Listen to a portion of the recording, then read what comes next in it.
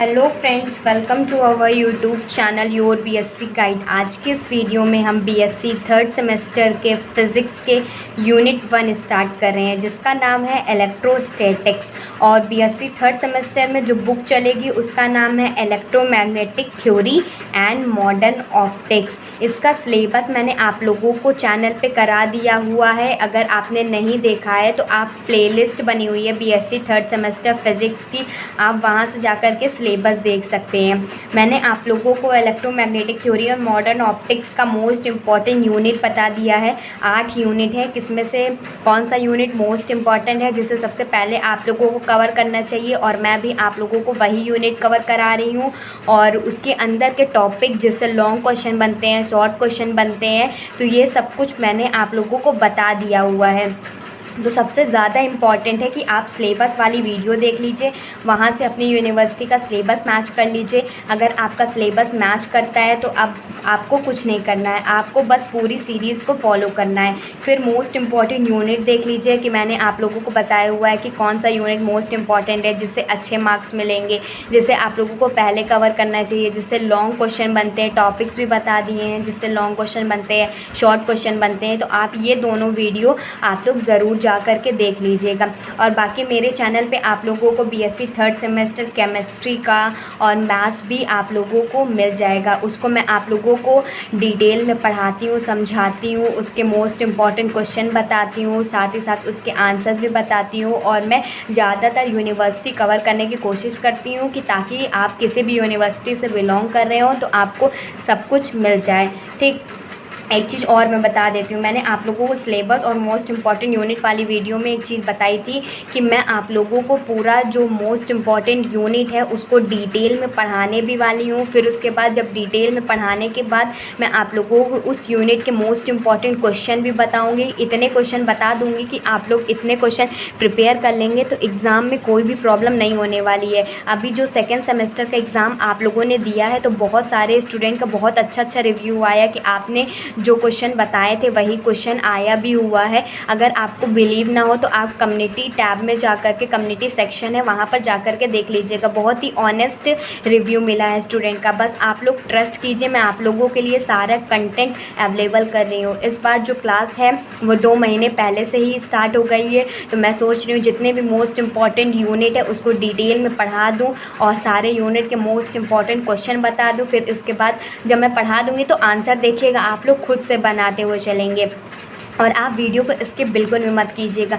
जितनी बातें मैं आप लोगों को बताती हूँ सब नोट डाउन करते हुए चलिएगा। और मैं आप लोगों को बता रही हूँ कि आप कॉपी ले लीजिए, एक छोटी सी कह रहे मोटी सी कॉपी ले लीजिए। स्पायरल लेना चाहे तो वो भी ले सकते हैं।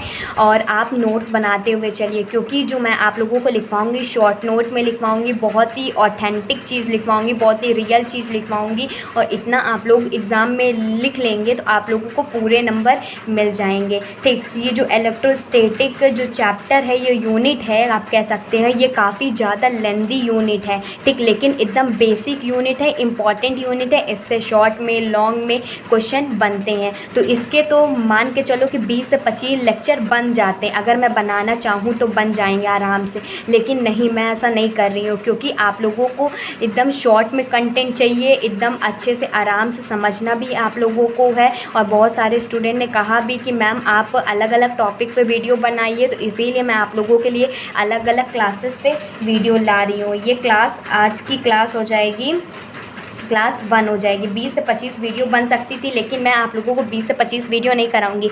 मैं आप लोगों को पूरा एक यूनिट 8 से 10 लेक्चर लगेंगे, लेकिन आप लोगों को कंप्लीट हो जाएगा। मैं शॉर्ट में कराने की कोशिश करूंगी, लेकिन आप लोगों को जो कंटेंट दूंगी वो एकदम रियल होंगे। मैंने जो नोट्स लिखे थे उस टाइम पे उसको भी बताऊँगी, और जो न्यू एजुकेशन की पॉलिसी के अकॉर्डिंग जो आप लोगों के लिए इम्पॉर्टेंट है वो भी बताऊँगी। तो बस आप लोग ट्रस्ट कीजिए, मेरा चैनल फॉलो कीजिए, और मेरी हर वीडियो शाम को 6 बजे आती है, तो आप ज़रूर एक्टिव रहा करिए। ठीक, तो स्टार्ट करते हैं। सबसे पहले मैं आप लोगों, जैसे आप लोगों ने थंबनेल में देखा होगा कि मैं आप लोगों को इंट्रोडक्शन देने वाली हूँ, चार्जेस के बारे में पढ़ाने वाली हूँ, कूलम्ब्स लॉ क्या होता है, उसका वेक्टर फॉर्म क्या होता है, ये सब चीज़ आज एक ही वीडियो में हम लोग समझ लेंगे। इसको बनाने के लिए तो मैं आप लोगों के लिए 5 से 6 वीडियो में कवर करा सकती हूँ, लेकिन ये वीडियो थोड़ी सी लेंदी ज़रूर हो सकती है, लेकिन मैं आप लोगों को बेहतरीन से बेहतरीन कंटेंट दूँगी। तो सबसे पहले आप लोग डाल लीजिए यूनिट 1 इलेक्ट्रोस्टैटिक। पहले हम लोग इंट्रोडक्शन तो जान लें ये इलेक्ट्रोस्टैटिक आया कहाँ से है। तो आप लोग नोट्स बनाते हुए चलिएगा, मेरे साथ ही नोट्स बनाएंगे ना, तो आप लोगों को देखिएगा एग्ज़ाम के टाइम पे आप लोगों को मेरे नोट्स से बहुत ही ज़्यादा हेल्प मिलने वाली है। ठीक, तो टॉपिक पढ़ेगा इलेक्ट्रोस्टैटिक्स। इलेक्ट्रोस्टैटिक्स क्या होता है? इलेक्ट्रोस्टैटिक 2 वर्ड से बना है, इलेक्ट्रो और स्टैटिक्स। इलेक्ट्रो का मतलब होता है इलेक्ट्रॉन, आप लोगों ने पढ़ा हुआ है ना, बस एन नहीं है लेकिन ये पूरा इलेक्ट्रो है। तो इलेक्ट्रॉन का मतलब होता है इलेक्ट्रॉन, और स्टैटिक्स का मतलब होता है रुका हुआ। लेकिन इलेक्ट्रॉन तो हम डायरेक्टली नहीं लिख सकते ना, उसके ऊपर कुछ चार्ज होगा। तो यहाँ पर जो इलेक्ट्रॉन से मतलब है चार्ज से, तो ये इलेक्ट्रो का मतलब होता है, आप लोग लिखेंगे मेरे साथ, इलेक्ट्रो का मतलब होता है चार्ज, और स्टैटिक्स का मतलब होता है स्टैटिक्स और डायनेमिक। तो आप लोगों ने क्लास 12 से पढ़ते हुए आ रहे हैं। तो स्टैटिक्स का मतलब होता है रेस्ट पोजीशन, मतलब कोई भी चार्ज अपनी रेस्ट पोजीशन पे है, उसकी जो स्टडी करना ही हमारा इलेक्ट्रोस्टैटिक कहलाता है। अगर इसकी डिफिनीशन भी अगर आपसे पूछी जाए, लेकिन आप लोगों को पता होना चाहिए कि फ़िज़िक्स की ऐसी ब्रांच जिसमें हम लोग चार्ज जो रुका हुआ होता है उसकी स्टडी करते हैं, तो वो इलेक्ट्रोस्टैटिक कहलाता है। तो इसकी जो मैंने अभी आप लोगों को बताया, बस वही चीज़ लिखना है। तो लिखेंगे it is the branch of physics, it is the branch of physics। एक चीज़ और मैं बता देती हूँ, अगर आपको किसी भी चीज़ से रिलेटेड क्वेरी होती है तो आप लोग कमेंट ज़रूर किया करिए। मैं आप लोगों के सारे कमेंट्स को पढ़ती हूँ, रिप्लाई भी करती हूँ। जितने भी क्वेश्चंस होते हैं सब मैं आप लोगों को सॉल्व करने की कोशिश करती हूँ। ठीक, तो इलेक्ट्रोस्टैटिक क्या होता है? इलेक्ट्रो का मतलब होता है चार्ज, स्टैटिक का मतलब होता है रेस्ट पोजीशन। तो it is the branch of physics, या फिज़िक्स की वो ब्रांच है in which we study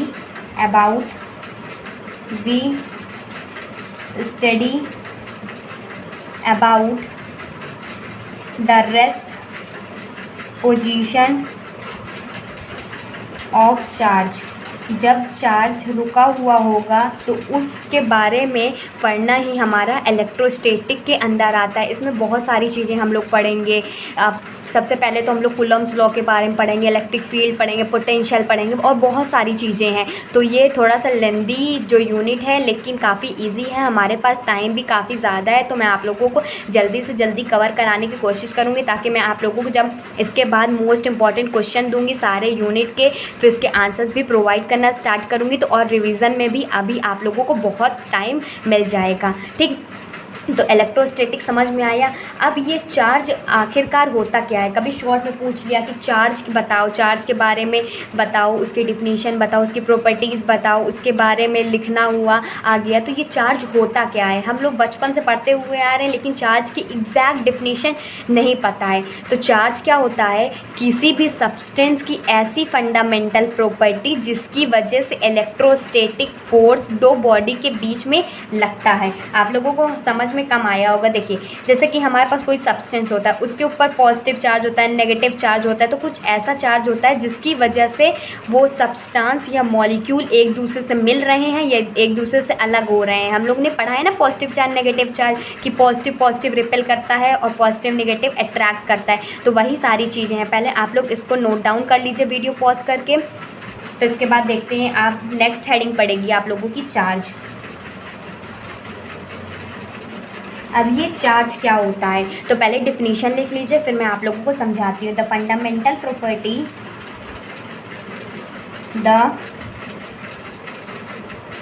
fundamental property of any substance, किसी भी सब्सटेंस की ऐसी फंडामेंटल प्रॉपर्टी। मैं आप लोगों को कोशिश करती हूँ हिंदी में भी समझाने के लिए, कि कुछ बच्चे कंप्लेन करते हैं कि मैम आप हिंदी में पढ़ाइए, लेकिन बीएससी क्या होती है ना, कि आप लोगों को इंग्लिश में जितना अच्छा लिखेंगे ना उतने अच्छे आप लोगों को नंबर मिलेंगे। पूरा प्योर हिंदी में लिखने पे आप लोगों के परसेंटेज पे भी इफेक्ट पड़ेगा, क्योंकि हम लोगों को क्या करना है, बीएससी में अच्छे परसेंटेज बनाना है ताकि हम लोग आगे की पढ़ाई कर सकें। तो अच्छे परसेंटेज बनाने के लिए प्रॉपर वे से लिखना भी होता है, और एग्ज़ाम से रिलेटेड मैं आप लोगों को सारी टिप्स देती भी रहती हूँ। इसीलिए मैं कहती हूँ वीडियो को पूरा ध्यान से सुना करिए। मैं आप लोगों के मेरे माइंड में जो स्टूडेंट की क्वेरी आती है ना, मैं आप लोगों को सब बताती रहती हूँ ताकि आप लोग कोई भी गलती ना करें, ठीक। और भी मेरी एग्ज़ाम टिप्स और ट्रिक्स की प्लेलिस्ट बनी हुई है, तो आप वहाँ से जा कर के देख सकते हैं एग्ज़ाम में कॉपी कैसे लिखना है, टाइम मैनेज कैसे करना है, कितना लिखना चाहिए, क्या करना चाहिए, एक मन में प्रिपरेशन कैसे करें, बहुत सारी टिप्स मैं बताई हूँ। अगर आपको फिर भी किसी भी टॉपिक पे चाहिए होता है तो आप लोग कमेंट किया करिए, ठीक। तो the fundamental property of any substance due to which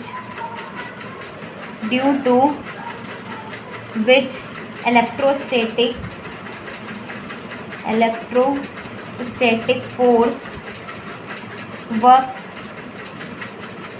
between any two body। देखिए, चार्ज ऐसी प्रॉपर्टी है किसी भी सब्सटेंस के जिसके वजह से इलेक्ट्रोस्टैटिक फोर्स लगता है। इलेक्ट्रोस्टैटिक मतलब चार्ज का रुका हुआ फोर्स लगता है, वर्क बिटवीन काम करता है बिटवीन टू बॉडी। मान लीजिए हमारे पास ये दो बॉडी है, अगर इसमें पॉजिटिव चार्ज है तो ये क्या करेंगे, ये इधर जाएगा, ये इधर चला जाएगा, मतलब रिपेल कर देगा, ठीक। अगर यहाँ पर पॉजिटिव होता नेगेटिव होता तो ये क्या करता है, इधर आता अट्रैक्ट हो जाता। तो वही कह रहा है किसी भी सब्सटेंस की ऐसी फंडामेंटल प्रॉपर्टी जिसकी वजह से इलेक्ट्रोस्टैटिक फोर्स लगता है किन्हीं दो बॉडी के बीच में, और ये चार्ज को किससे डिनोट करते हैं, क्यू से डिनोट करते हैं। तो ये भी लिख लीजिएगा, इसमें प्रॉपर्टीज़ में डाल के लिख लीजिएगा, नहीं तो पॉइंट बना के लिख लीजिएगा, डिनोटेड बाई क्यू से इसको डिनोट करते हैं। और जो चार्ज होता है वो एक स्केलर क्वांटिटी होता है, सिर्फ इसमें मैग्नीट्यूड होता है, डायरेक्शन नहीं होता है। आप लोगों ने पढ़ा होगा ना scalar quantity, vector quantity. Scalar में क्या होता है, सिर्फ मैग्नीट्यूड होता है, नंबर होते हैं, और डायरेक्शन नहीं होता है, ठीक। अगर कोई इस डायरेक्शन में लग रहा है और इधर जा रहा है और ये इधर जा रहा है डायरेक्शन, तो डायरेक्शन मैटर नहीं करती है, ठीक। ये एक स्केलर क्वांटिटी है। इसकी यूनिट अगर निकालेंगे तो स्केलर की चार्ज की जो यूनिट होती है वो होती है कूलम्ब, जिसे हम सी से रिप्रेजेंट करते हैं, क्या कहते हैं, कूलम्ब, ठीक। अगर हम इसकी स्मॉलेस्ट यूनिट की बात करें चार्ज की, ये इसकी एसआई यूनिट हो गई, जिसको हम लोग किसी भी जैसे कि क्वेश्चन आता है तो उसमें हम लोग चार्ज में निकालेंगे तो इसको लिख देंगे कूलम होती है। लेकिन जो इसकी स्मॉलेस्ट यूनिट होती है वो क्या होती है, लिखेंगे smallest unit of charge is electron. Smallest जो यूनिट होती है चार्ज की वो इलेक्ट्रॉन होती है, क्योंकि अब इसके बाद फर्दर किसी भी चार्ज को तोड़ा नहीं जा सकता। इलेक्ट्रॉन से कम जो होता है इसका हो ही नहीं सकता है। तो ये चार्ज के बारे में हो गया। अब इसकी चार्ज की फॉर्मूला देख लेते हैं कि चार्ज को हम लोग कैसे डिफ़ाइन करेंगे। ये किसी नंबर में होता है और डिस्क्रीट नंबर में नहीं होता है। तो इसमें आगे देखते हैं, आगे लिखेंगे,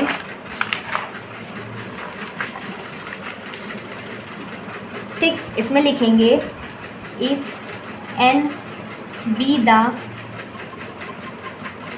number of electron in any body, अगर n नंबर ऑफ इलेक्ट्रॉन है किसी भी एक बॉडी में, देन द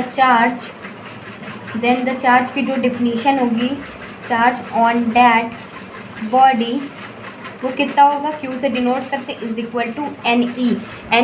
एन क्या है, ये नंबर ऑफ इलेक्ट्रॉन है। ई क्या है, ये फंडामेंटल चार्ज है जिसकी वैल्यू होती है 1.6 × 10⁻⁻19 कूलम। तो ये लिख लीजिए। फिर इसके बाद लिख लीजिएगा क्यू क्या है, क्यू चार्ज है, एन क्या है, नंबर ऑफ चार्ज है, ई क्या है, फंडामेंटल चार्ज है जिसे हम एलिमेंट्री चार्ज भी कहते हैं, फंडामेंटल चार्ज जिसे हम एलिमेंट्री चार्ज भी कहते हैं, जिसकी वैल्यू होती है 1.6 × 10⁻⁻19 कूलम। अगर n नंबर ऑफ इलेक्ट्रॉन है किसी भी बॉडी में, देन उसके ऊपर जो चार्ज होगा वो Q is equal to n e होगा। Q क्या होता है, चार्ज होता है, n क्या होता है, नंबर ऑफ चार्ज होता है, E क्या होता है, फंडामेंटल चार्ज होगा जिसकी वैल्यू होती है 1.6 × 10⁻⁻19। इसको नोट डाउन कर लीजिए वीडियो को पॉज करके। अब आगे देखते हैं। अब हम लोग देखेंगे टाइप्स ऑफ चार्जेस, मतलब चार्ज कितने टाइप के होते हैं, पॉजिटिव होते हैं, नेगेटिव होते हैं। तो वही चीज़ देखेंगे पॉजिटिव में क्या होता है, नेगेटिव में क्या होता है। तो डाल लीजिए टाइप्स ऑफ चार्जेस। ये सब काफ़ी इंपॉर्टेंट है, शॉर्ट में अगर आपसे पूछ लिया गया तब भी आप लोगों को लिख लेना है। मैं आप लोगों को बेसिक से पढ़ा रही हूँ ताकि आप लोगों का कोई भी पॉइंट नहीं छूटे।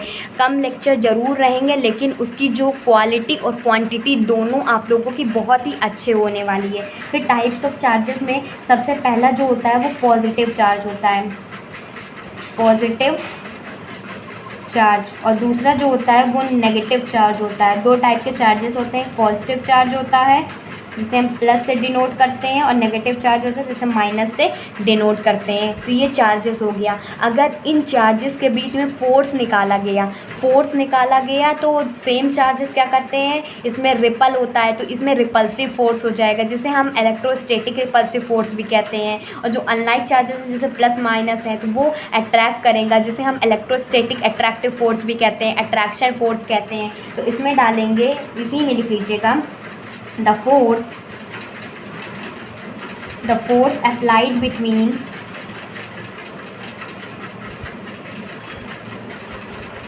between charges या चार्ज पार्टिकल्स भी कह सकते हैं। ये चार्ज होगा, ठीक। तो इसमें जो पॉजिटिव चार्ज होते हैं और नेगेटिव चार्ज होते हैं। तो इसमें क्या होता है, इसमें जल्दी से बताइए। ये पॉजिटिव चार्ज क्या करेंगे, रिपल करेंगे क्योंकि ये सेम चार्ज हैं। क्या है, सेम चार्जेस, या हम लाइक चार्जेस भी इसे कहते हैं, ठीक। सेम चार्जेस हैं या लाइक चार्जेस भी कहते हैं। तो ये क्या करेंगे, ये रिपेल करेंगे। तो इसको कह सकते हैं रिपल्सन कह सकते हैं। रिपल्सन फोर्स इसके अंदर लगेगा क्योंकि ये रिपेल करेगा। और इसको कहते हैं इलेक्ट्रोस्टैटिक फोर्स ऑफ रिपल्सन।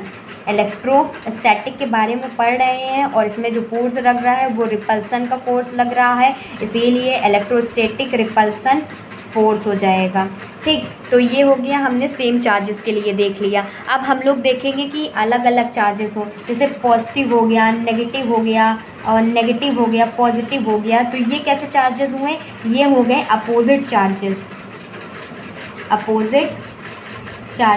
ये सेम चार्जेस थे, ये अपोजिट चार्जेस हैं जिसे हम डिफरेंट चार्जेस के नाम से भी जानते हैं। डिफरेंट चार्जेस, अलग अलग चार्जेस है ना, तो इसको हम कहते हैं, इसे कहते हैं अट्रैक्शन फोर्स। इसमें जो लगने वाला फोर्स होता है वो अट्रैक्शन फोर्स होता है जिसे हम इलेक्ट्रोस्टैटिक अट्रैक्टिव फोर्स के नाम से भी जानते हैं, ठीक। ये रिपल्सन भी लिख सकते हो, रिपल्सिव भी लिख सकते हो। तो लिखेंगे अट्रैक्शन फोर्स जिसे हम कहते हैं electrostatic attractive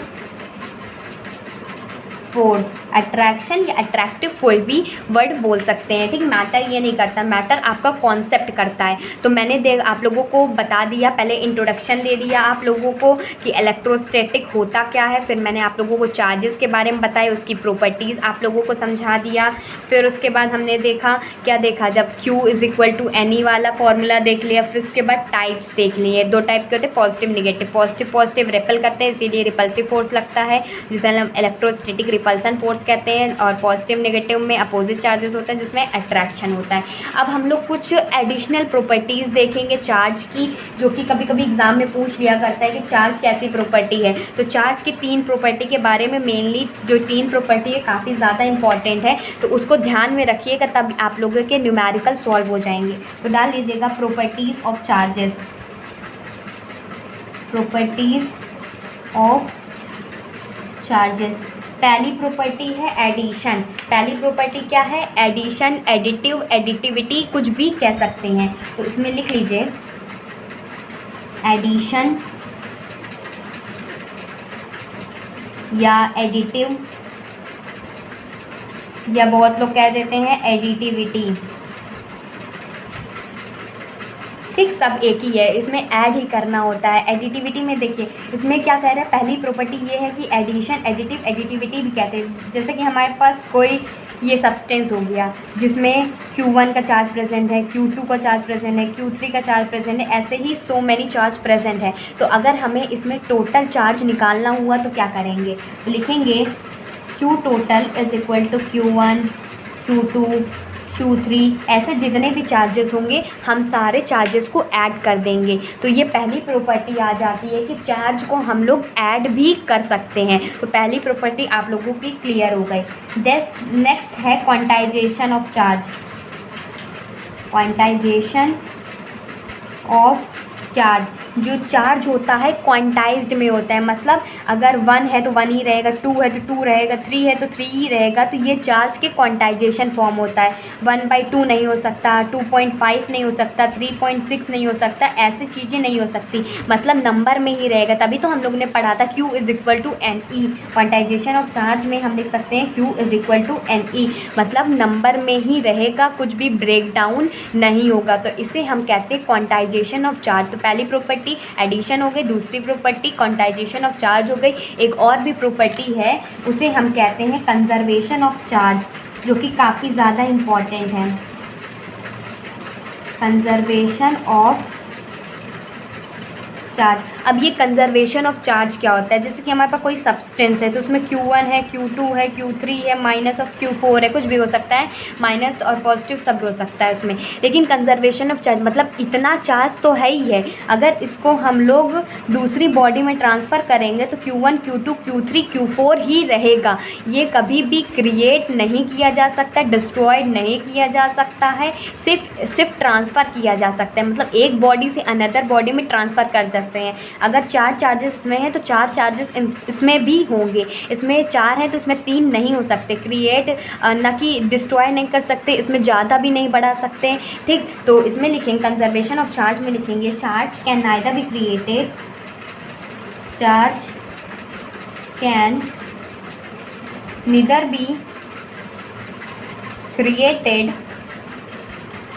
nor be destroyed, मतलब चार्ज को हम ना क्रिएट कर सकते हैं ना डिस्ट्रॉयड कर सकते हैं। It may be transferred from one body to another, सिर्फ इसको ट्रांसफ़र कर सकते हैं एक बॉडी से अनदर बॉडी तक। तो ये हो गए प्रॉपर्टीज़ ऑफ चार्जेस। अब इसमें एक छोटा सा पॉइंट और आता है, छोटा सा टॉपिक आता है, चार्ज डेंसिटी। ये भी काफ़ी इंपॉर्टेंट है, अगर आपको पूछ लिया गया शॉर्ट में क्वेश्चन चार्ज डेंसिटी क्या होते हैं, ये इसके अंदर ही टॉपिक है। तो अब इसको भी देख लेते हैं। तो आप लोग इतना नोट डाउन कर लीजिए, फिर इसके बाद नेक्स्ट पेज से हेडिंग डाल लीजिएगा चार्ज डेंसिटी, इसको भी देख लेते हैं।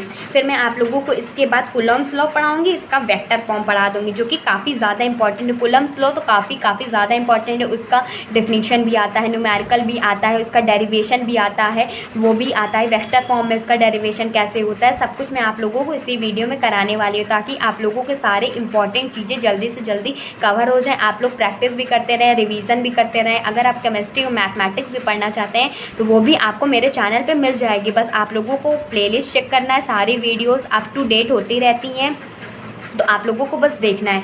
नेक्स्ट हेडिंग पड़ेगी चार्ज डेंसिटी होती क्या है। चार्ज डेंसिटी, जो चार्ज डेंसिटी होती है वो क्या होती है, द अमाउंट ऑफ चार्ज जिसमें यूनिट पे, एरिया पे और वॉल्यूम पे किसी भी बॉडी का होता है। तो लिखेंगे द अमाउंट ऑफ, डेफिनेशन लिख लीजिए फिर समझाती हूँ अच्छे से।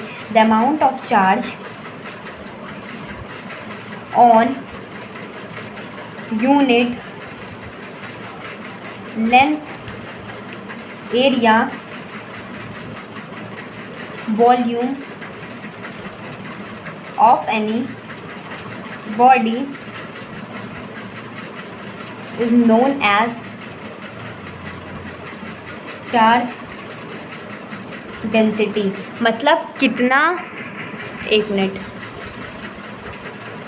हाँ अब देखिए इसमें कह रहा है कितना चार्ज, जो कितने अमाउंट का चार्ज किसी भी यूनिट लेंथ पे, यूनिट का मतलब क्या होता है एक, कितनी भी यूनिट लेंथ पे या एरिया पे, मतलब लेंथ की वैल्यू भी 1 हो सकती है, एरिया की वैल्यू भी 1 हो सकती है, वॉल्यूम की वैल्यू भी 1 हो सकती है, किसी भी बॉडी पे कितना अमाउंट ऑफ चार्ज यूनिट पे है उसी को कहते हैं चार्ज डेंसिटी, ठीक। ये 3 तरह की चार्ज डेंसिटी होती है। लेंथ के लिए लीनियर चार्ज डेंसिटी कहते हैं, एरिया के लिए सरफेस चार्ज डेंसिटी कहते हैं, और वॉल्यूम के लिए वॉल्यूम चार्ज डेंसिटी कहते हैं। तो इसको डिटेल में समझते हैं क्या होता है। ठीक, सारे कॉन्सेप्ट मैं आप लोगों को पढ़ा रही हूँ, बस आप लोगों को जल्दी से जल्दी लाइक कर दीजिए। लाइक ज़रूर किया करिए, आप लोगों की लाइक से मुझे पता चलता है कि आप लोगों को कितने बच्चे ने उसको देखा और कितने बच्चों को वो समझ में आया, और आप लोगों को मेरी वीडियो समझ में आती है, आप लोगों के कॉन्सेप्ट क्लियर होते हैं। तो आप लोग लाइक ज़रूर किया करिए। ठीक, मुझे थोड़ी ना कुछ मिल जाता है लाइक करने से आपके,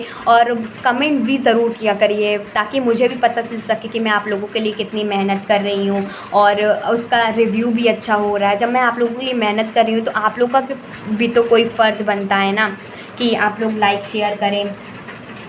ठीक, अपने ग्रुप में भी, कॉलेज के ग्रुप में भी सेंड कर सकते हैं। अगर एग्ज़ाम्स क्लोज़ हैं तब शेयर कर सकते हैं, ताकि और भी बच्चों को हेल्प मिल सके।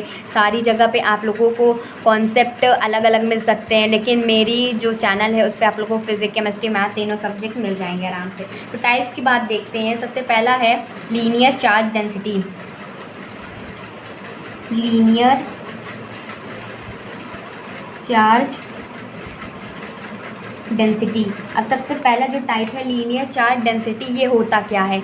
जब हमारा लेंथ कितना होगा, जब 1 होगा तब हमारा लीनियर चार्ज डेंसिटी आएगा। मतलब जो अमाउंट ऑफ चार्ज होगा यूनिट लेंथ पे होगा हमारी बॉडी के, तब हमारा लीनियर चार्ज डेंसिटी आएगा। तो लिखेंगे the amount of charge,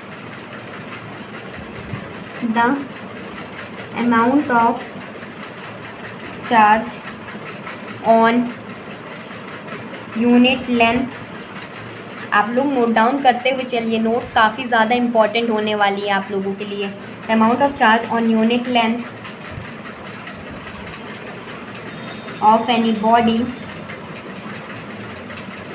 is known as linear charge density. ये क्या है? एलसीडी क्या है? लीनियर चार्ज डेंसिटी है। इसे हम लोग लैम्डा से डिनोट करते हैं। तो लिखेंगे डिनोटेड बाई लैम्डा, और इसका फॉर्मूला होता है lambda is equal to q by l. Q क्या होता है? चार्ज होता है। एल क्या होता है? लेंथ होता है। अगर एल की value l is equal to 1 हो जाती है तो लैम्डा जो होता है वो क्यू के इक्वल हो जाता है। ये फॉर्मूला और ये फॉर्मूला ध्यान में रखिएगा। ठीक, इसकी यूनिट निकाल लेते हैं। तो इसकी यूनिट देखिए, चार्ज की क्या होती है? कूलम होती है, और लेंथ की क्या होती है? मीटर होती है। तो कूलम बाई मीटर हो जाएगी इसकी। पूरा लिख लीजिए चाहे तो, कूलम मीटर हो जाएगी। इसकी डायमेंशन निकाला तो आप लोगों ने क्लास 11-12 में सीख लिया होगा। तो कूलम की डायमेंशन होती है TA, और इसकी मीटर जो लेंथ है इसकी डायमेंशन होती है L। ठीक, तो ये हो जाएगा L ऊपर आ जाएगा तो L इनवर्स TA, इसकी ये डायमेंशन हो गई। काफ़ी ज़्यादा इंपॉर्टेंट है, तो निकाल लीजिएगा। ठीक, और ये तो पूरे चार्जेस के लिए होगा कि हम लोग लीनियर चार्ज डेंसिटी निकालें। अगर हमें स्मॉल के लिए निकालनी हो तो जैसे कि लीनियर ये हो गया, यहाँ पर positive positive positive positive charges हैं, हमें सिर्फ इतने के लिए निकालना है। तो इतने के लिए जो हमारा हो जाएगा, लेंथ तो कम हो गई तो DL हो गया, तो इसके लिए चार्ज भी Q हो जाएगा, तो DQ चार्ज हो गया। तो लिखेंगे फॉर स्मॉल के लिए जो लैम्डा हो जाएगा वो DQ बाई DL हो जाएगा। ठीक, ये टोटल के लिए हो गया और ये स्मॉल के लिए हो गया। तो आप लोगों का ये भी कंप्लीट हो गया है। अब इसका नेक्स्ट देखेंगे सरफेस चार्ज डेंसिटी क्या होता है, इसका टाइप। इसमें पहले देख लीजिए, चार्ज डेंसिटी समझा दिया, इसकी डिफिनीशन लिखा दिया, इसका टाइप 1 पढ़ा दिया, लीनियर चार्ज डेंसिटी क्या होता है, किससे डिनोट करते हैं, फॉर्मूला बता दिया, यूनिट बता दिया, डायमेंशन भी बता दिया, स्मॉल के लिए भी क्या होता है ये भी देख लिया। अब जो नेक्स्ट हेडिंग पड़ेगी वो है टाइप 2। इसके दूसरा टाइप है वो है सरफेस चार्ज डेंसिटी। लिखेंगे सरफेस चार्ज डेंसिटी। अब इसको देखते हैं। अब देखिए, जो सरफेस चार्ज डेंसिटी होती है उसको सिग्मा से डिनोट करते हैं। तो सबसे पहले इसकी डिफिनीशन लिख लीजिए, the amount of charge on unit area, जो किसी भी यूनिट एरिया पे पड़े, of any body is known as surface charge density. ठीक, ये हो गया हमारा। अब इसमें देखिए, इसको सिग्मा से डिनोट करते हैं, तो इसमें देखते हैं। अब देखिए, तो इसमें लिखेंगे डिनोटेड बाई सिग्मा। इसको सिग्मा से डिनोट करते हैं। इसका फॉर्मूला होता है sigma is equal to q by a. Q charge होता है, ए एरिया होता है। इसके लिए भी अगर हम स्मॉल के लिए निकालें तो फॉर स्मॉल के लिए ये हो जाएगा sigma is equal to d q by d a. इसकी भी यूनिट और डायमेंशन निकाल लेते हैं। तो इसकी यूनिट क्या हो जाएगी, यहीं से देख लीजिए। यूनिट चार्ज की क्या होती है, कूलॉम्ब होती है, तो लिख देंगे कूलॉम्ब। और एरिया क्या होता है, मीटर स्क्वायर। तो ये इसकी यूनिट हो गई। इसकी डायमेंशन निकाल लेते हैं। डायमेंशन कूलम की क्या हो जाएगा, टी ए, और मीटर स्क्वायर की एल का स्क्वायर। तो इसकी डायमेंशन हो जाएगा L minus two T A. ये इसकी डायमेंशन हो गई। ये ब्रैकेट काफ़ी ज़्यादा इंपॉर्टेंट है, आप लोगों ने क्लास 11 से पढ़ते हुए आ रहे होंगे यूनिट डायमेंशन। तो ये एग्ज़ाम में के लिए भी इम्पॉर्टेंट है। कभी कभी मार्क्स कट जाते हैं यूनिट और डायमेंशन ना लिखो तो। ठीक, तो ये हो गया, सेकेंड भी कंप्लीट हो गया, सरफेस चार्ज डेंसिटी। अब तीसरा जो इसमें है, थर्ड टाइप है, तीन ही टाइप है, और तीसरा जो टाइप है वॉल्यूम चार्ज डेंसिटी है। Volume charge density. तो वॉल्यूम चार्ज डेंसिटी होता क्या है, इसको हम रो से डिनोट करते हैं। बस आप लोग इसमें चाहे तो लिख दीजिए the amount of charge on unit volume of any body is known as volume charge density. लिखना चाहे तो लिख सकते हैं, लेकिन मैं आप लोगों को ज़्यादा लेंथी नहीं करूँगी। लिख दीजिएगा डिनोटेड बाई, इसको रो से इसको डिनोट करते हैं। इसका फॉर्मूला होता है rho is equal to q by v होता है। अगर हम स्मॉल के निकालें तो फॉर स्मॉल के लिए तो रो की वैल्यू हो जाता है d q by d v. इसकी भी यूनिट और डायमेंशन निकाल लीजिए। यूनिट क्या हो जाएगी, कूलॉम्ब अपॉन वॉल्यूम की क्या होती है, मीटर क्यूब। ठीक, ये यूनिट हो गई। इसकी डायमेंशन निकालेंगे तो बस आप लोगों को डिफिनीशन लिखना है, इसका फॉर्मूला लिखना है, और इसकी यूनिट और डायमेंशन लिखना है। बस इतना ही पढ़ा रही हूँ, नहीं तो बाकी तो बहुत डीप में पढ़ा सकती हूँ, लेकिन नहीं पढ़ा रही। तो इसका आएगा टी ए। आप लोगों के बहुत डीप में है भी नहीं, वो सब एमएससी में पढ़ेंगे आप लोग। ठीक, और ये है L minus three T A, और ये उसकी डायमेंशन हो गई। तो वॉल्यूम चार्ज डेंसिटी वाला कॉन्सेप्ट भी हो गया है क्लियर। आप लोगों को समझ में आ रहा है तो जल्दी से जल्दी लाइक कर दीजिए। अब हम लोग जो मेन टॉपिक है इस यूनिट का वो स्टार्ट करेंगे। काफ़ी ज़्यादा इंपॉर्टेंट है, कूलॉम्ब्स लॉ, क्लास 12 से पढ़ते हुए आ रहे हैं। कूलॉम्ब्स लॉ क्या है, जो टॉपिक है इससे न्यूमेरिकल भी बनता है, इससे शॉर्ट में भी क्वेश्चन बनता है, लॉन्ग में भी क्वेश्चन बनता है। बाकी तो मैंने आप लोगों को सारे इंपॉर्टेंट टॉपिक्स बता दिया हुआ है कि कौन सा टॉपिक मोस्ट इम्पॉर्टेंट है। तो आप लोग मोस्ट इम्पॉर्टेंट वाली वीडियो से आप लोग देख लीजिएगा।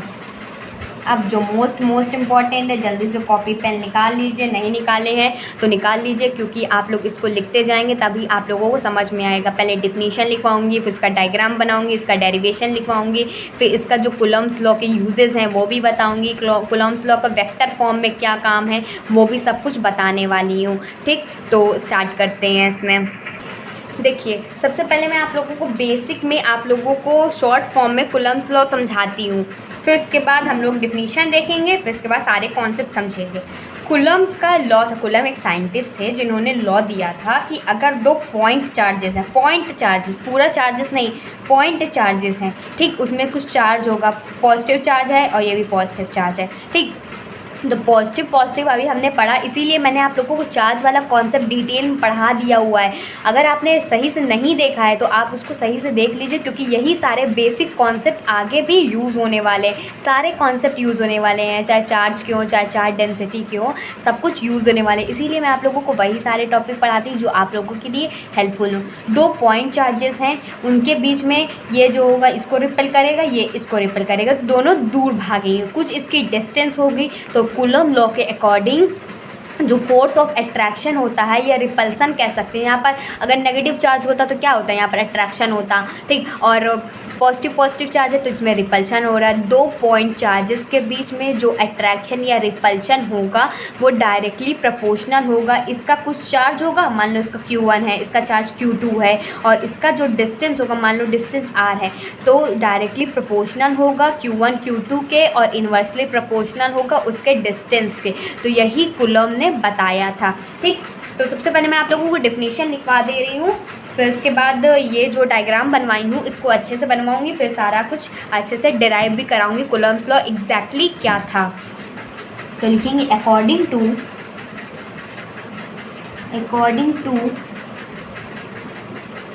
Coulomb's law there will B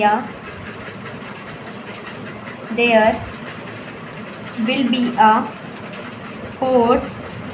book की लैंग्वेज है लेकिन मैं आप लोगों को पूरा अच्छे से समझा रही हूँ ताकि आप लोगों को क्लियर हो जाए concept. According to Coulomb law के according there will be a force, एक फोर्स एग्जिस्ट करेगा, चाहे वो अट्रैक्शन का हो चाहे रिपल्सन का हो। लिखेंगे अट्रैक्शन, फोर्स ऑफ अट्रैक्शन और repulsion between 2 point charges and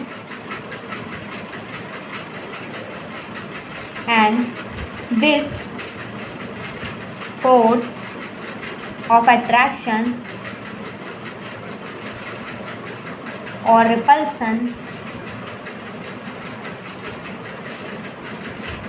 will be directly proportional। जो मैंने आप लोगों को अभी समझाया है ना वही चीज़ लिख रही हूँ, directly proportional to the product of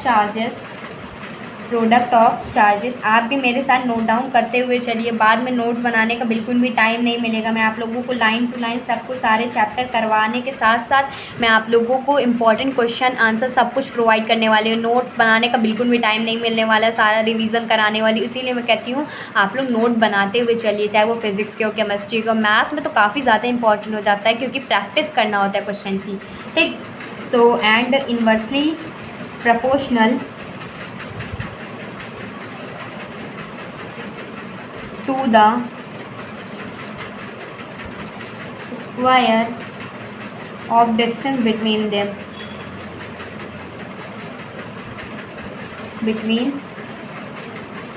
एक बार और समझा देती हूँ। अकॉर्डिंग टू कूलम्ब्स लॉ के according there will be a force, एक फोर्स होता है जो कि अट्रैक्शन का हो सकता है या रिपल्सन के हो सकता है, 2 पॉइंट चार्जेस के बीच में लगता है, ठीक। ये जो फोर्स ऑफ अट्रैक्शन या रिपल्सन होता है वो डायरेक्टली प्रोपोर्शनल होता है product of charges and inversely proportional to the square of the distance between them. इसमें कह रहा है, देखिए पहला पॉइंट समझिएगा, जो फोर्स है वो डायरेक्टली प्रोपोर्शनल है प्रोडक्ट ऑफ द चार्जेस। हमारे पास 2 चार्जेस है, Q1 Q2 चार्जेस हैं। यहाँ पर पहले एक डायग्राम देख लीजिए फिर समझिएगा। देखिए हमारे पास ये चार्जेस है जिसका Q1 चार्ज है और ये चार्जेस है पॉइंट चार्जेस है Q2 है, ठीक। इसके बीच के जो डिस्टेंस है वो R है, ठीक। इसकी वजह से ये कुछ फोर्स, ये पॉजिटिव है ये भी पॉजिटिव है, तो ये इधर जाएगा और ये इधर चला जाएगा, मतलब रिपेल करेगा। तो इसमें कह रहे हैं इसका चार्जेस और इसका चार्जेस का प्रोडक्ट के डायरेक्टली प्रोपोर्शनल है ये फोर्स, पहला पॉइंट। फिर ये जो है ये इन्वर्सली प्रोपोर्शनल है डिस्टेंस के स्क्वायर का, ये डिस्टेंस है, इस डिस्टेंस का स्क्वायर का इन्वर्सली प्रोपोर्शनल है, तो ये दूसरा पॉइंट हो गया। इतना आप लोगों को समझ में आया कि नहीं? जो फोर्स ऑफ अट्रैक्शन या रिपल्सन है दोनों चार्ज के प्रोडक्ट के डायरेक्टली प्रोपोर्शनल है और इन्वर्सली प्रोपोर्शनल है इन दोनों के बीच के डिस्टेंस के स्क्वायर के, ठीक। तो हम फर्स्ट और सेकेंड से लिख सकते हैं, तो लिखेंगे from equation first and second, तो जो फोर्स होगा वो डायरेक्टली प्रोपोर्शनल होगा Q1 Q2 by R square, combine करके लिख सकते हैं ना। और जब हम जानते हैं कि प्रोपोर्शनैलिटी का साइन जब हटता है तो एक कोई कांस्टेंट आता है, जो ये कांस्टेंट क्या होता है, इसे हम प्रोपोर्शनैलिटी कांस्टेंट कहते हैं। F is equal to K Q1 Q2 by R square. K क्या है? ये एक प्रोपोर्शनैलिटी कांस्टेंट है क्योंकि इसमें डायरेक्टली प्रोपोर्शनल का साइन हट गया, प्रोपोर्शनैलिटी कांस्टेंट, ठीक। जिसकी वैल्यू होती है के की, वो होता है 1/4 पाई एप्साइलन। आप लोगों ने एप्साइलन नॉट पढ़ा होगा ना क्लास 12th में। अब वो देखते हैं एप्साइलन नॉट आया कहाँ से था। तो इसकी जो के की वैल्यू होती है 1/4 पाई एप्साइलन होती है। तो जो ये एप्साइलन क्या होता है? एप्साइलन होता है परमिटिविटी ऑफ मीडियम। एप्साइलन क्या होता है? परमिटिविटी ऑफ मीडियम, तो हम फोर्स की जगह के की जगह हम लिख देंगे 1/4 pi epsilon Q1 Q2 by r square. तो हमारे पास इतना आ गया। अब एप्साइलन से एप्साइलन नॉट तक का सफ़र देखिएगा। देखिए हम लोग ने क्लास 12 में एक फॉर्मूला पढ़ा होगा, तो जो प्रोपोर्शनलिटी कांस्टेंट होता है वो एप्साइलन अपॉन एप्साइलन नॉट के इक्वल होता है ना। पढ़ा है कि नहीं क्लास 12 में? जल्दी से कमेंट करके बताइए। तो एप्साइलन की वैल्यू निकालिए, तो एप्साइलन हो जाएगा के एप्साइलन नॉट हो जाएगा। ठीक, ये इसका क्रॉस मल्टीप्लिकेशन हो गया। तो जहाँ पर एप्साइलन है उसकी जगह के एप्साइलन नॉट कर दीजिए, तो हो जाएगा force is equal to 1/4 pi K epsilon naught Q1 Q2 by r square. हमारे पास ये फॉर्मूला बन गया। लेकिन ये किसके लिए है? हमने बताया कि जो एप्साइलन होता है वो परमिटिविटी ऑफ मीडियम होती है। अगर कोई भी चीज़ फ्री स्पेस में प्रेजेंट हो तो वो एप्साइलन नॉट में आ जाती है। तो लिखेंगे if charges are placed in free space, या कह सकते हो इन वैक्यूम। तो फोर्स का जो एग्जैक्ट फॉर्मूला होता है, कूलम्ब्स लॉ जो एग्जैक्ट होता है वो होता है 1/4 pi epsilon naught Q1 Q2 by r square. ये मेन फॉर्मूला है कूलम्ब्स लॉ का, आप लोग इसको नोट डाउन कर लीजिए। ये है कूलम्ब्स लॉ, एक बार ध्यान से समझ लीजिए। हमने क्या किया, दो चार्जेस के बीच में फोर्स डायरेक्टली प्रोपोर्शनल और इनवर्सली प्रोपोर्शनल है, इस दोनों को कंबाइन कर दिया। जब प्रोपोर्शनलिटी का साइन हटता है तो कांस्टेंट आता है। कांस्टेंट क्या हो गया, ये प्रोपोर्शनलिटी कांस्टेंट होती है, जिसकी वैल्यू होती है 1/4 पाई एप्साइलन। एप्साइलन क्या है, परमिटिविटी ऑफ मीडियम है। ठीक, इसकी जगह के की जगह हमने ये लिख दिया। फिर इसके बाद हम ये फॉर्मूला जानते हैं कि K is equal to epsilon upon epsilon naught होता है। तो एप्साइलन की वैल्यू निकाली, epsilon is equal to K epsilon naught. तो जहाँ पर के था एप्साइलन था, वहाँ की जगह के एप्साइलन नॉट लिख दिया। तो 1/4 pi K epsilon naught Q1 Q2 by r square. अगर ये किसके लिए था, मीडियम के लिए। अगर हम फ्री स्पेस के लिए निकालें या वैक्यूम कह सकते हैं उसके लिए निकालें, तो उसका फॉर्मूला होता है, हो जाएगा पूरा कूलम्ब्स लॉ, जो कि फ्री स्पेस की बात होती है, वो होता है 1/4 pi epsilon naught Q1 Q2 by r square. अब इसमें जो एप्साइलन नॉट है ये इसको कहते हैं परमिटिविटी ऑफ फ्री मीडियम, इसको भी लिख लीजिएगा।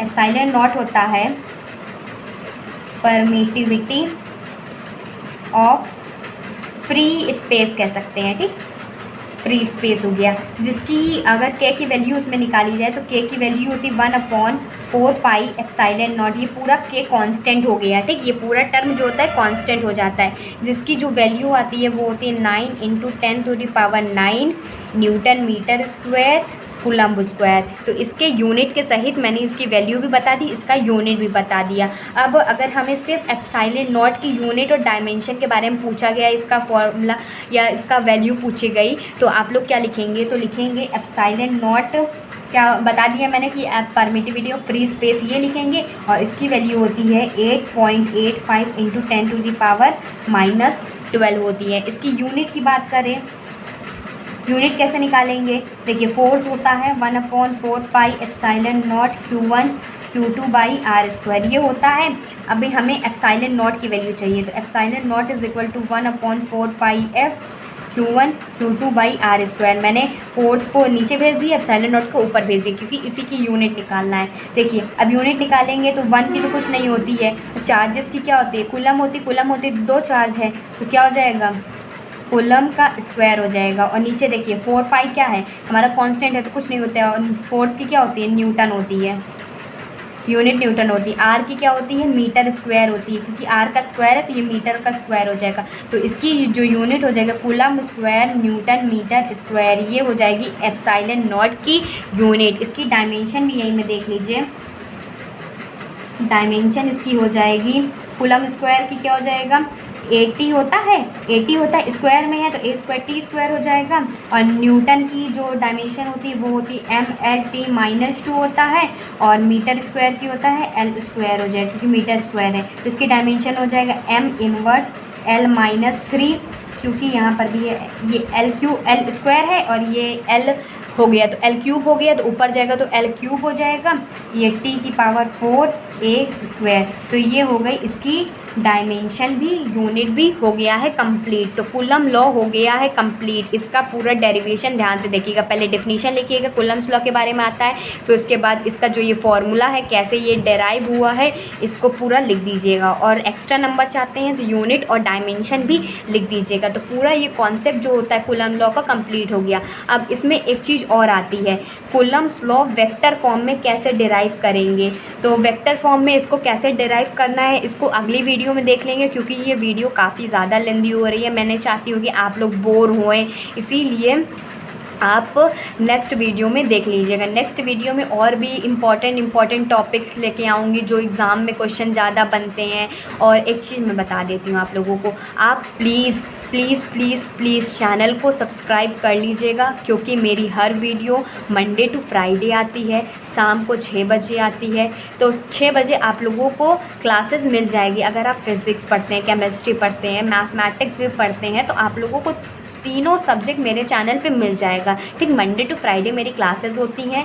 मैं आप लोगों को सारे यूनिट कवर कराऊंगी, मोस्ट इंपॉर्टेंट क्वेश्चन दूंगी, उसके आंसर भी प्रोवाइड करूंगी। तो उसके लिए आप लोगों को चैनल को सब्सक्राइब कर लेना है, नोटिफिकेशन बेल को भी ऑल पे सेलेक्ट कर लेना है। ऑल पे सेलेक्ट करने से क्या होगा, जैसे मेरी कोई नई वीडियो आई शाम को 6 बजे आई, तो सबसे पहले उसके पहले आप लोगों को नोटिफिकेशन मिल जाएगा। आधा घंटा पहले या 15 मिनट पहले आप लोगों को नोटिफिकेशन मिल जाएगा कि मेरी ये वीडियो आने वाली है। तो आप लोग उस टाइम पे एक्टिव रह जाएंगे और क्लासेस अटेंड कर लेंगे। जब आप लोग उसी टाइम पे क्लास अटेंड करते हैं, उसी टाइम पे नोट्स बनाते हैं ना, तो आप लोगों के कॉन्सेप्ट ज़्यादा क्लियर होते हैं। अगर आप काम को टालते रहेंगे, कल कर लेंगे, कल नोट्स बना लेंगे, स्क्रीनशॉट ले लेंगे, क्या स्क्रीनशॉट लेके आप चिपकाएंगे क्या? नहीं ना, आप लोगों के लिए नोट्स काफ़ी ज़्यादा इंपॉर्टेंट है। इसीलिए मैं कहती हूँ आप वीडियो को पॉज करिए, नोट डाउन कर लीजिए। कुछ अपने हिंदी में भी लिखना चाहते हैं तो मैं ज़्यादातर आप लोगों को हिंदी में ही समझाती हूँ, कि ताकि आप लोगों के सारे कॉन्सेप्ट क्लियर हो जाएं। अगर आप अपनी लैंग्वेज में लिखते हैं तो वो भी काफ़ी ज़्यादा इंपॉर्टेंट है। और मैं आप लोगों को शॉर्ट नोट में प्रोवाइड करती हूँ। मैं चाहती तो पूरा बुक छपवा देती, लेकिन मैं ऐसा नहीं कर रही हूँ। मैं आप लोगों को वही सारी चीज़ें बता रही हूँ जो आप लोगों के लिए इम्पॉर्टेंट है, जिससे आप लोगों को पूरे नंबर मिलेंगे। उतना ही लिखना है जितना मैं आप लोगों को बता रही हूँ। और जब मैं आप लोगों के लिए मोस्ट इंपॉर्टेंट क्वेश्चन वाली सीरीज़ लेके आऊँगी ना, तो उसमें आप देखिएगा बहुत सारे क्वेश्चन आप लोगों के सेम टू सेम एग्ज़ाम में आए हुए होंगे। जैसे पिछले साल हुआ था, अभी पिछले सेमेस्टर में हुआ था, सेकेंड सेमेस्टर में। अगर आपके छोटे भाई बहन है, फर्स्ट सेमेस्टर में है, सेकेंड सेमेस्टर में है, तो पूरा कोर्स मेरे चैनल पे अवेलेबल है। तो आप लोग उनको भी रिकमेंड कीजिए और अपने ज़्यादा से ज़्यादा फ्रेंड को भी शेयर कर दीजिए। जल्दी क्लास स्टार्ट हो गई है तो वो भी अच्छे से पढ़ लेंगे। तो कॉलेज ग्रुप में शेयर कर सकते हैं, और भी फ्रेंड्स हैं आपके, ज़्यादा से ज़्यादा शेयर कर दीजिए। मुझे कुछ नहीं चाहिए, मुझे बस आप लोगों का सपोर्ट चाहिए। और कोई भी क्वेरी होती है क्लास से रिलेटेड, आप लोग कमेंट किया करिए। मैं आप लोग के सारे कमेंट्स पढ़ती हूँ, रिप्लाई भी करती हूँ। So goodbye and stay safe.